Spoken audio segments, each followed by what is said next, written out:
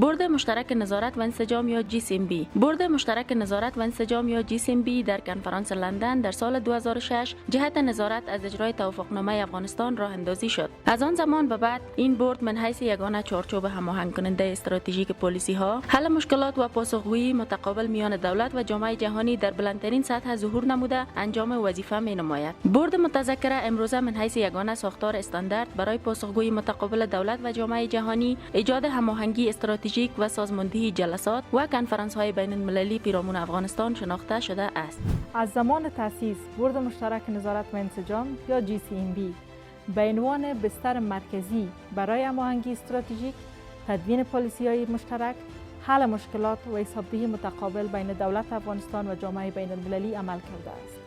قابل یادآوری است که تاکنون 22 نشست بورد مشترک نظارت و انسجام یا GCMB و 5 جلسه ویژه این بورد برگزار شده است. اهداف GCMB یا بورد مشترک نظارت و انسجام عبارتند از: 1. حصول اطمینان از توسعه، تطبیق و درک یک دیدگاه مشترک در رابطه و ایجاد یک افغانستان امن، مرفه و دموکراتیک از طریق گفتگوهای سیاسی به رهبری افغانها و حمایت از پیشرفت روند انتقال مالکیت و مسئولیت بیشتر به افغانها. 2.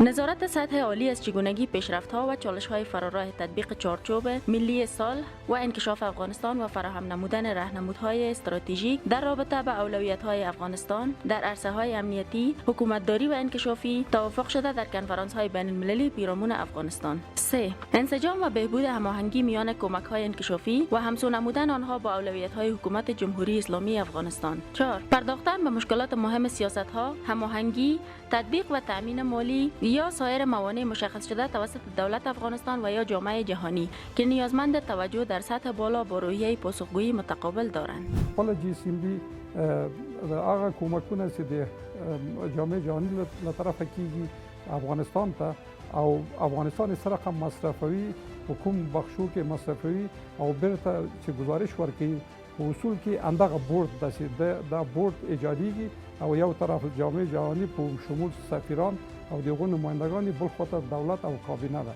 چې په دوی د خپل گزارش ورکړي او هغوی د خپل څرنګوالي مصرف او کومکونه دوی ته بیانوي. دا ټول د GCMB له طریقه اپروف کیږي او پس دا بیا عمل ساحې ته ځي. ټاکل شوې ده چې د 1400 کال زمري میاشتې په شپږمه کابل کې د افغانستان د مشارکت چوکاټ د سند اړوند ژمنو او پرنسپونو یا EPF او همدارنګه د اوسنیو شرایطو له درک سره د ستراتیژیک مشارکت د پیاوړتیا د پراخې څارنې په موخه د لومړیتوبونو د ټاکنې ناسته ترسره شي.